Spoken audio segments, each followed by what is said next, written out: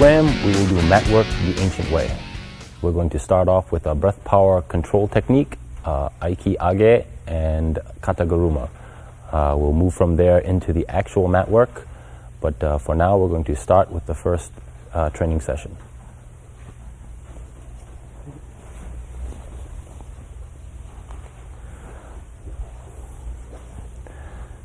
Aiki power is derived, as we said, through the practice of age and sage, which is the raising of the sword and the lowering of the sword.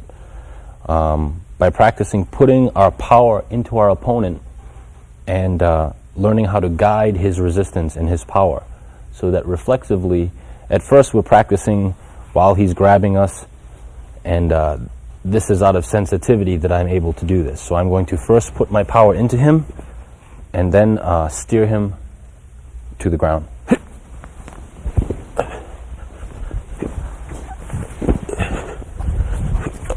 It's okay. Okay, let go. First, I'm forcing my power into him. That causes his resistance. Then I can steer his resistance, usually by drawing one hand and leading the other, or vice versa, or sometimes a combination of both.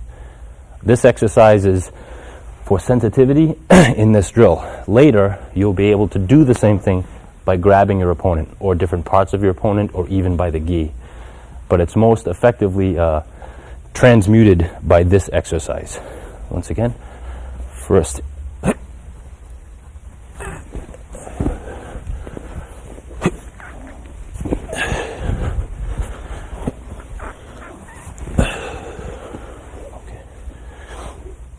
Various forms of standing and seated technique for this training. We did earlier the standing form of Kataguruma, or shoulder wheel, and now we have a seated version of the same technique. Grabs good.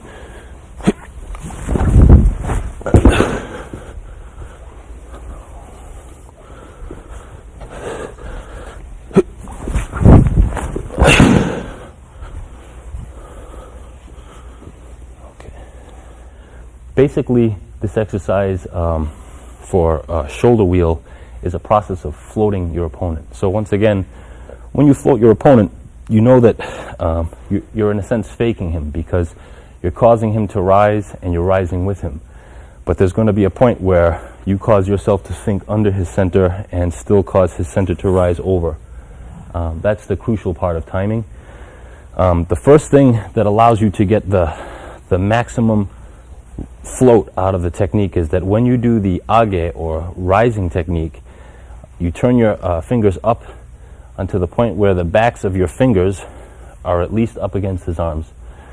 The second thing is very important, not to just move your hands, but to actually flex. If you see, he's grabbing me now sort of flaccid, but if you watch the reaction in his arms when I actually flex, I'm flexing the tendons in my hands and arms, and I'm using all of my breath. At that point, he's using a lot of energy to try to hold me back. That's the resistance that I'm riding. When I float him, I'm floating him up, and when I begin to go under him, I'm putting my head under and causing him to almost trip over me. At this point, I will stand up and use the back of my head and my back, but I have to make sure that my center is low enough on him so that he will in fact go over.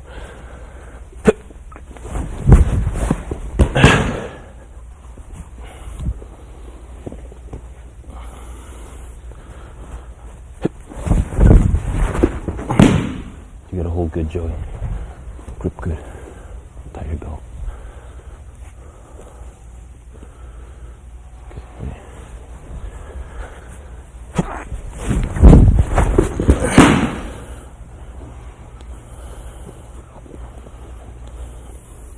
It's important when you do the grip that at some point, let go for a second, at some point when you go from up to down, you're actually going up and then down and around, so that the motion will be up, down, and around.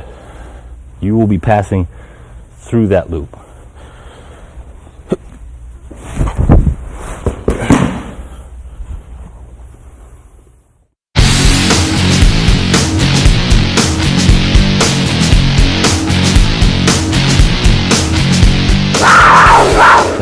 part of the strategy for mat work, especially the ancient way, you have to keep in mind that you're training to do something on a battlefield, not in a mixed martial arts arena. A lot of it involves that you're not committed to being locked into the ground with an opponent, because you have to consider fighting when there are many people around. So the mat work as it was derived in those days, this was the ideal position.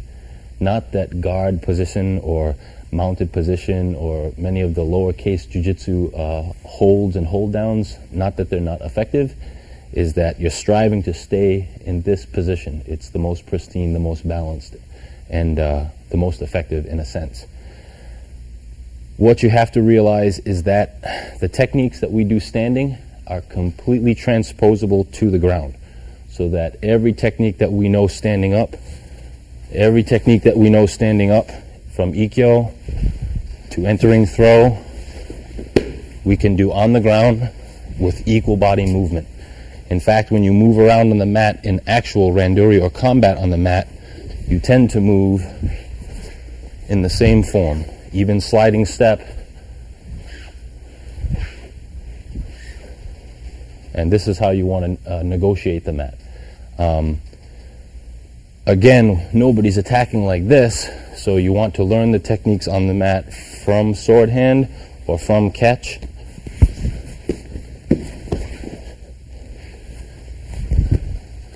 But later you have to acknowledge that at some point, especially with mat work, you're going to deal with clinch. And a clinch situation is just most common. For example, I want to do an ikkyo to my opponent. I'm not going to wait for him to do this, and I'm not going to wait for him to grab my hand. What I am going to do is elicit response by hitting him. When he sees that I'm hitting him, he's got to do something to defend. Now I can take an ikkyo effectively. Remember, we said that ikkyo is driving his elbow to his head, causing him to resist. Now I can steer his balance. Even with one hand, I can tip him over, so long as I'm aiming this to here, not across his body, because now I'm just wrestling his body's power. I'm not even affecting his equilibrium. Up into his head now is his equilibrium. Let's say that he doesn't care I'm hitting him, so he does not give me anything to do an ikkyo with, but instead he grabs. From this position, to make ikkyo, or the effective ikkyo, I'm still going to drive his elbow to his head, but I'm going to use this hand as my secondary balance. I'm actually going to pull down and at some point lose this grip like this.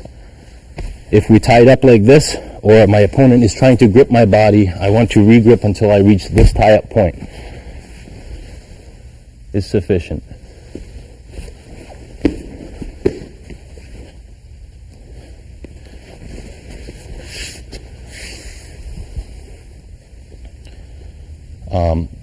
Entering throw would be done off of an ikkyo. So if we look at how an entry throw is done traditionally, I'm passing an ikkyo, but I'm not able to pin my opponent. I've cut my ikkyo by, and now he's caused to try to stand up out of this. I have my entering throw. From traditional,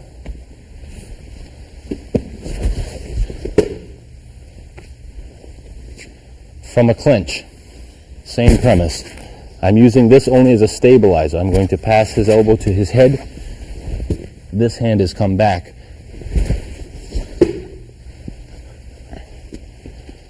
Once again, from the clinch. Okay. The beauty of this type of training is that rather than having to go down to the ground in order to submit my opponent or control the situation, I can actually feasibly control the situation simply by doing techniques left to right and right to left. Come closer. Come closer. So that in the process, my opponent, here I have control. I can let go, and if my opponent is rising, I can continue on with the idea of ikkyo to either side. He's clinching.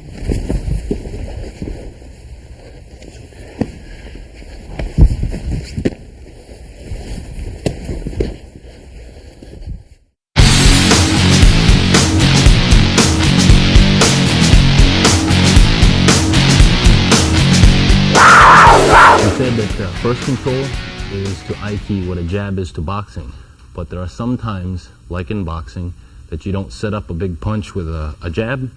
Likewise, entering throw doesn't have to always be set up off of a first control. So we're going to do a small exercise in entering directly. Entering directly usually relies on one sliding step. So on our knees, a sliding step looks like this, or like this to that side. For entering throw, what we're going to do is I'm going to pick a side. I'm going either to first base or to third base. So in this case, I will go to first base. When I go to first base, I'm acting as though there's an invisible barrier, and I'm going to guide myself as though I'm pulling myself on this barrier that way. Looks like this.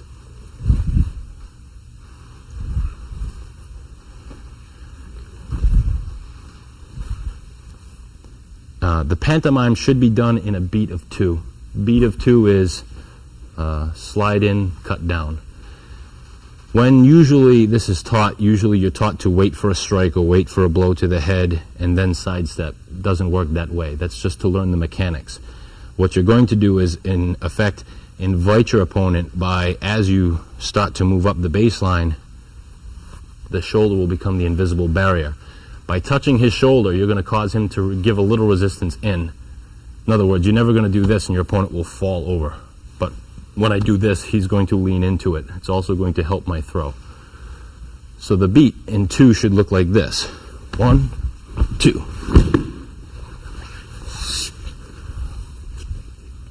Once again, it's nice to wind up. I use my other hand as a guide, and I'm keeping him from, in case he rushed, I can stop him out. This hand, just so. Left side.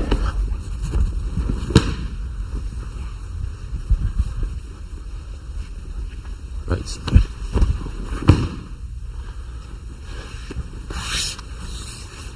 This is a direct form of entering throw. But like with all techniques, we're planning that we don't get the first one. We're planning that the first one is to set him up to be guided into a secondary approach. So that what we have with entering throw is a cut to the neck and a stall. So I'm going to cut to his neck. We're going to imagine he's too powerful for me to cut down. At this point, I'm going to start turning the other way. Much like in competitive entering throw, I'm going to use this action to slingshot me in another direction.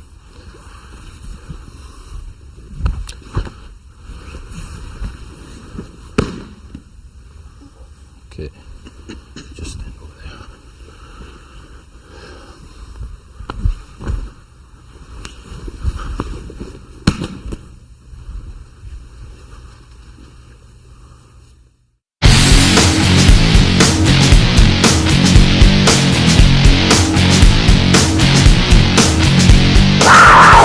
Practicing these in segments, your ability to successfully negotiate the mat with the partner depends on you putting these segments together and consolidating or quantifying them so that there are only so many positions you can wind up in. There are only so many things that can happen to you provided you keep this as your primary position and you're always striving to be working from this position. There are times when you go from this position into submission and you violate this position, but that's when you're pretty sure that you're on your way to defeating your opponent and it's with a submission or a choke. For right now, we're going to address 2 things that you have to deal with. Even though we say that we as Aikido practitioners don't do guard and we don't do no holds barred style grappling, other people do. So we have to be able to do or to deal with these techniques as they're going to happen to us. So right now, the first one I'd like to deal with is the guard position, a basic guard pass. So that Joey will put me in his guard. Never mind how we get here. Hook your legs. This is a fundamental position in competitive fighting today. We're going to use the premise of first control to pass it, and then later we're going to add to that. But for now, usually in guard is the opponent is pulling you in. First thing we're doing is we're regaining this position. That is, I'm sitting erect in seiza or kneeling position, and I'm even waiting just to see what he'll do. While I have him flattened out, he may punch, he may try to come up to clinch. I'm not so concerned with that. In one beat, I'm going to break his lock with his ankles, first by just forcing out pressure, and second, if it doesn't break by that, I'm going to insert one hand in front and one hand in behind in one beat. Hook your feet. Okay. In one beat. If I left only one hand in, I can be leg choked or arm barred. I'm shooting two hands in. Nothing will happen to me except maybe punch, but I'm planning that by the time any attack should happen, I'm going to perform my ikkyo. If you can see, let's turn this way for a second. Hook your feet. When your hands are through, to make space, simply grabbing your own foot and arching your wrist out makes pressure to make the break. From here you can see the way we're going to pass is just like ikkyo or first control. We're going to pass the leg. Done from this perspective.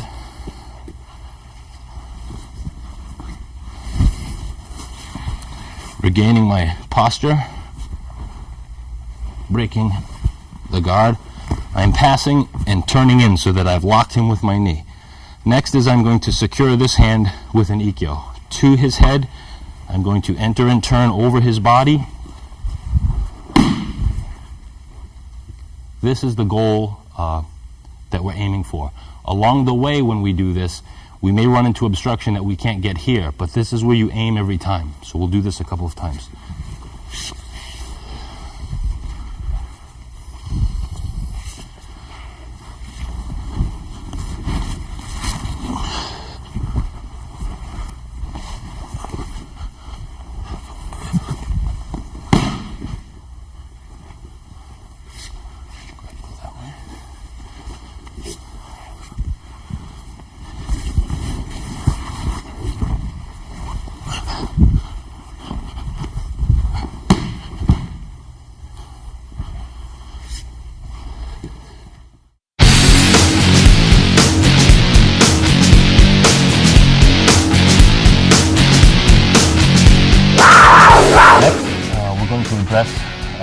The most fundamental maneuver in mixed martial arts, the choke.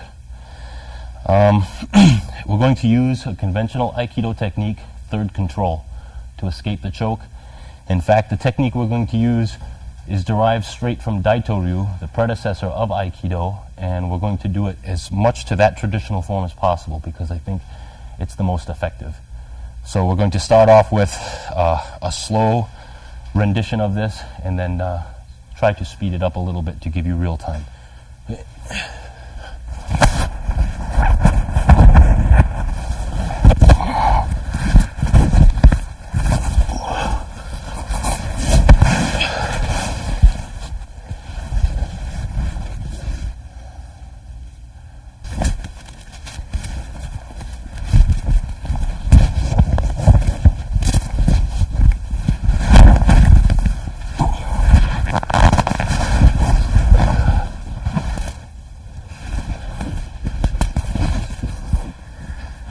Most importantly will be the first part, to escape the choke.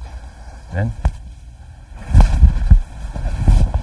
reaching up with my hand curled already, keeping the curl and the elbow high, so that when I pull the elbow down, by the time my elbow reaches here, I should have broken his grip, like this. In breaking it down, we want to address the most important fundamental point, which is to block the choke. When you do your block for the choke, you want to reach in with a curled hand, elbow very high, and the more you can curl your hand on the first grasp, the better. A highly curled hand, when the elbow comes down, will have a vice-like effect to pry the hand open. But if you grab straight Even though your elbow is high, you won't have much leverage, so that when you bring the elbow down, you won't have enough torque to be able to break the grip. And the next thing will be that from this point, I break the grip down. As soon as I can peel his hand away, I need to reassert the third control grip right away, and then pass my head under and his arm over. So let's demonstrate from standing position at first, just like this. Like this, reaching up with a curl. Now, to peel the hand open and break the grip. From here, I'm reversing the grip and pass under to the other side. Now, effectively, I'm on his back, he's not on mine. When this is done from his legs around me, I will simply reach through, take the leg, and pass it over. Then I'll be behind his leg and his arm in this position. Okay, to take my back.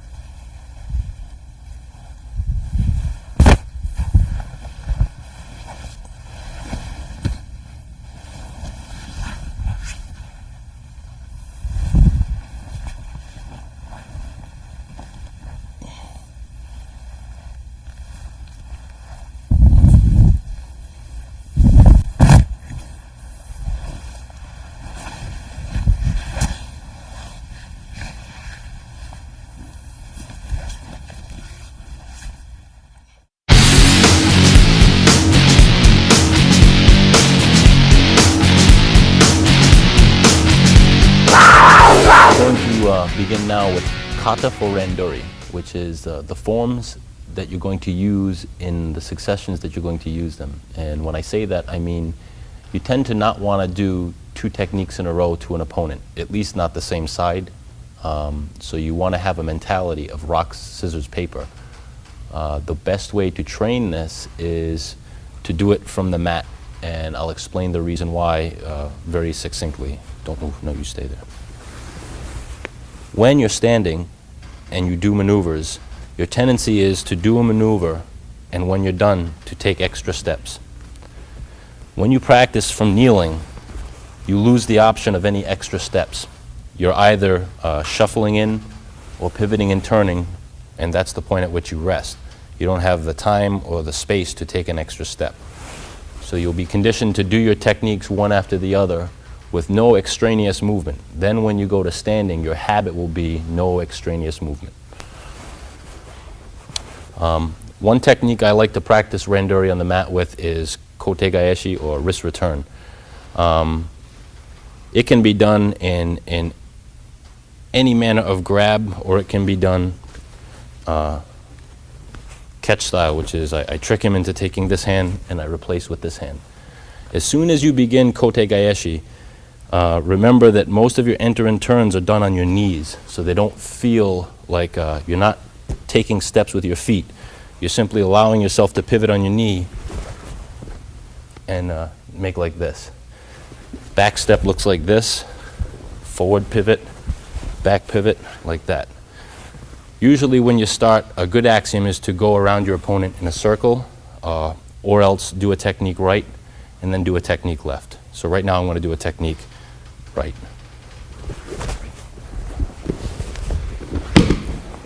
From this position, I'm going to let him rise. I don't want to back away. As soon as he's on the rise, he's coming. He's coming.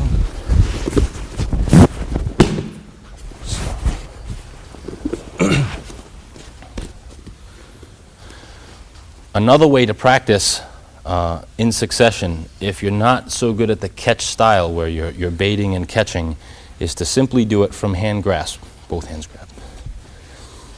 In this case, a good technique to practice is third control. Third control, why? Because he's giving you the grasp, you don't have to work too hard to keep it. So third control and four directions throw tend to be the same throw. What really matters for these techniques is that you pass under your opponent's armpit with a spin and come out the other side. You keep. This is a third control. This is a fourth control. If he keeps the grip and I cut down, he's coming up. I give him this hand. First control. This is an excellent way to ingrain in your body the moves so that you do not have to think about them. No one's going to grab you like this in Randori, but just by doing this,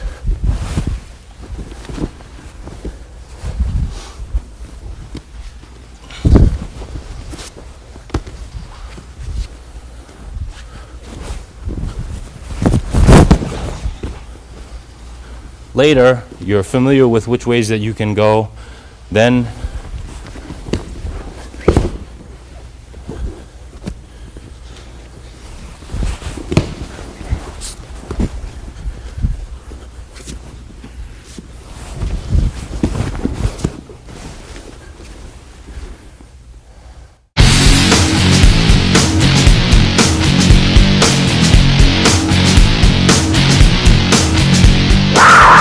we're going to start our series of D-choke from high collar grip. It's the most common situation we'll wind up in, and from there, first look at it as just a control, and later look at it as a submission.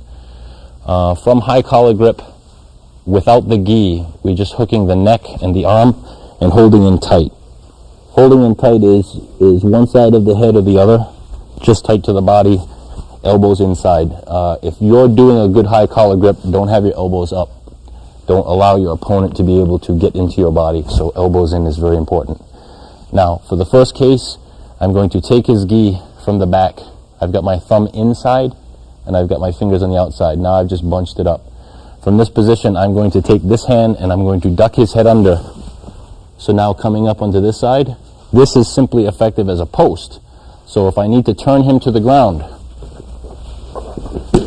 it's very easy.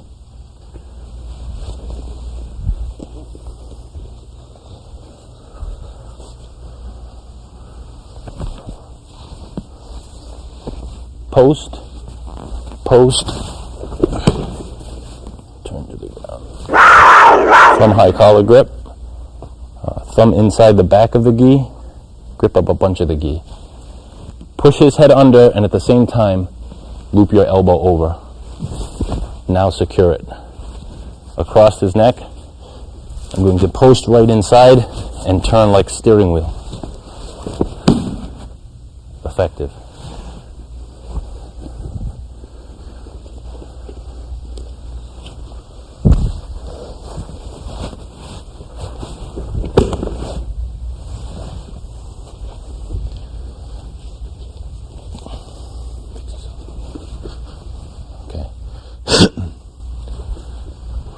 Next will be high collar grip.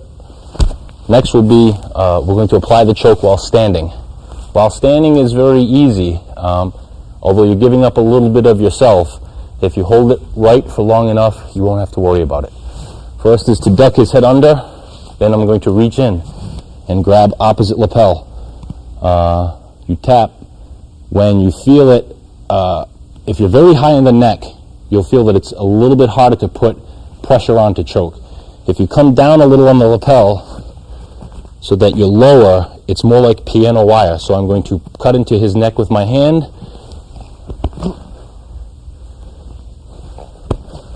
Whereas if I'm up higher, sometimes the act of my hand being in there can make a little bit of space and help him. So it just depends on the opponent and his ability to withstand the choke. High collar grip, thumb inside the gi. Duck his head under, now post. Reaching under, either very deep or very low on the lapel.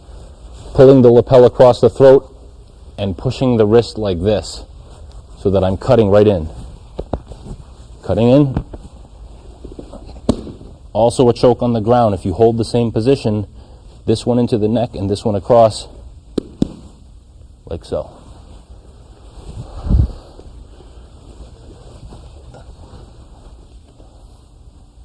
Okay, next is a simple choke from the rear. Simple choke from the rear because there are a few different ways that you can put on the choke, but there's one that happens like that. And so we're considering that we get behind an opponent and we're able to reach around and grab just one piece of lapel. From this position, that's all I want. I don't need to reach and grab the other piece. It's a fine choke, but this one's a little bit simpler as far as I'm concerned, is to hold this one deep across the neck. I'm going to shoot this hand in very abruptly, up high and chop behind the neck. Turn and face. Up high and behind the neck. When I bring it up high, the pressure of his arm, he's in resistance, so he's starting to pull down. So when he begins to pull down on his arm, I'm chopping in the neck to stop him from stopping my resistance.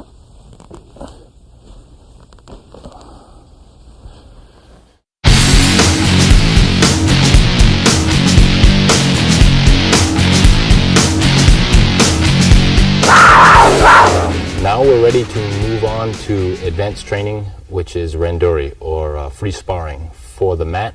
And you should do a lot of this in your training and don't neglect it. Once you feel you have enough put together where you can perform randori effectively, you should try to do it every day in training. So let's begin.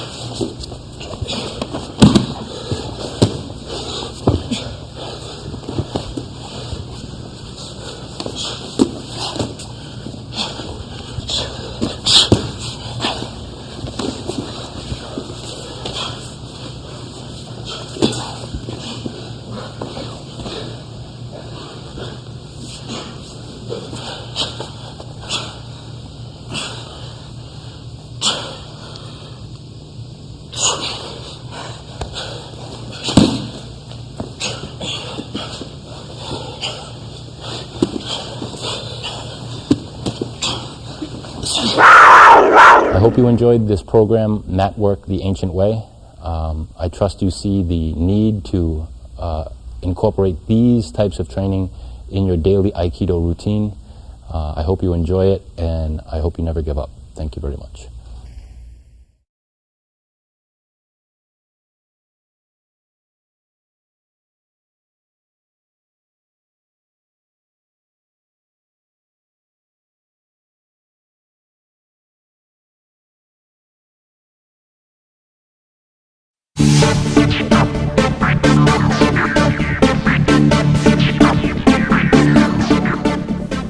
something like Aikido, it's not a specific technique.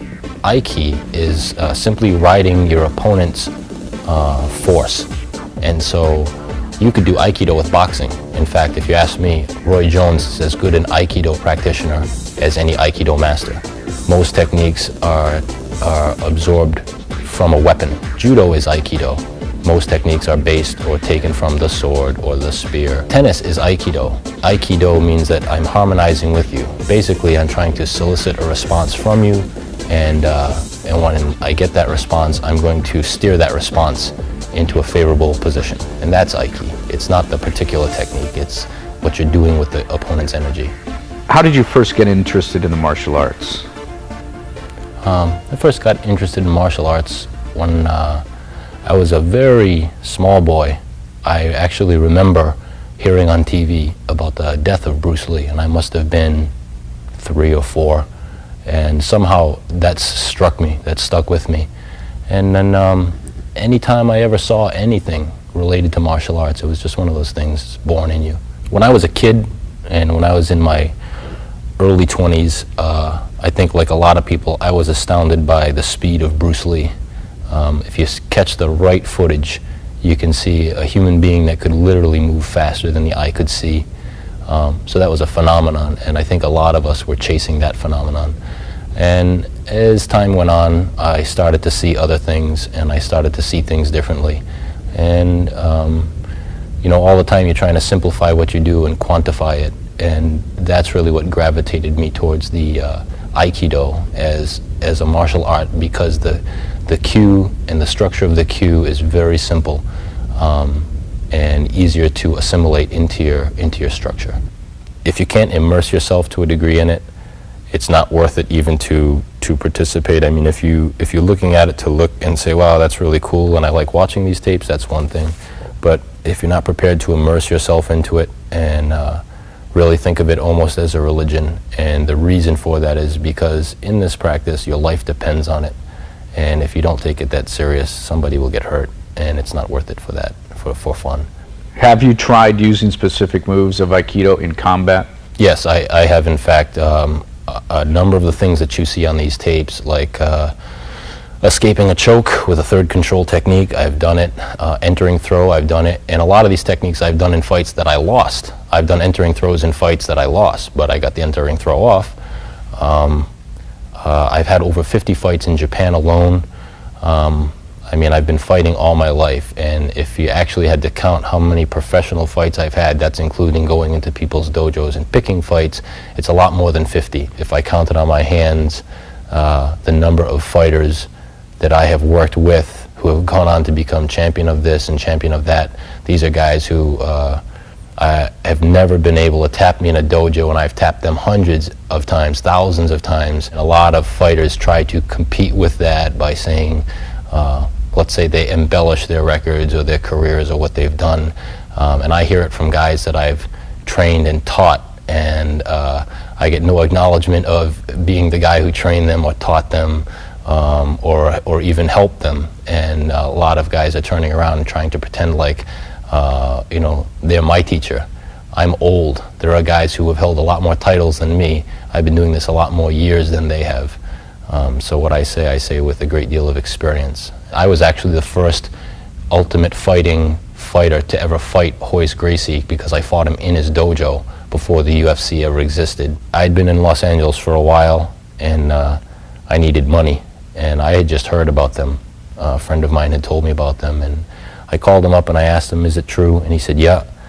And a story I like to tell is aside from the fact that none of us in professional fighting would have jobs if it wasn't for Royce and Gracie, but I called him up and I bet. He said, you can bet if you want. And so I said, I'll bet. I said, I bet you $600. And he said, okay. And it was slated to be about 2 weeks later. And then about the day before the fight, he called me up and he said, let's forget the bet. So in my head, I'm thinking, oh, the guy must be afraid. But I get to the fight, and we fight in the dojo, and I lose. And then after the fight, he said, well, look at it this way. He says, you won $600. And I asked him, I said, how come you canceled that bet? And he said $500 is a bet. He said, $1,000 is a bet, but $600 is rent. And so I could kind of tell he'd been there at some point. He'd been out on his luck, and I appreciated that. And not to mention, I appreciated the fact that we all had good jobs for a long time because of UFC and everything he did. Originally, before I fought Royce Gracie in his dojo, I moved to Los Angeles to answer a challenge that Steven Seagal made in Black Belt magazine. He said that anybody who wanted to fight him could go to his dojo and challenge him and be prepared to fight to the death. So I went with a written challenge, and I went every day, morning and night, even through the Los Angeles riots, and I waited, and he never came. But, you know, that's the kind of crazy things you do when you're a kid. In my view, all styles amount to the same thing. I think all styles, if you go to Southeast Asia, to Burma, you go to Thailand, all the old masters are practicing some soft form, usually a two-sword form or a spear form. Looks very much like Tai Chi. Tai Chi is the Chinese version of Aiki, and they all have the same ending form. Varies, but it's basically the same in the end. Aiki in any sport is based on your mastery of it, and that's all it is.